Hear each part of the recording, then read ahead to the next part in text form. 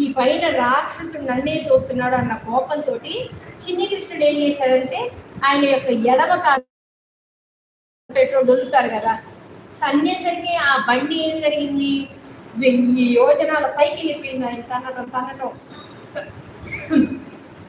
చాలా పైకి ఎగిరి ఆ బండి,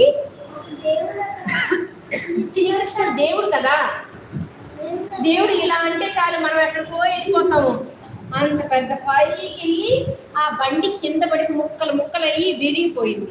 ఆ పాలు పెరుగు వెన్న మొత్తం కింద పోయి ఆ మొత్తం బండి అనేది ముక్కలు విరిగిపోయింది. ఇప్పుడు ఈ బండిలో ఎవరి ప్రాణం ఉంది? శకటాసురుడి ప్రాణం ఉంది. వాడు ఇందులోనే కదా దూరాడు. వాడేమయ్యాడు? ఆ బండిలానే ముక్కలయ్యి చనిపోయాడు. చనిపోయిన తర్వాత చిన్ని కృష్ణుడు ఏం చేశాడంటే నవ్వుకుంటూ, అప్పటిదాకా ఆకలితో ఏడ్చాడు కదా, మరి ఆకలని ఏడ్చాడు, రాక్షసుడు ఉన్నాడని ఏడ్చాడు.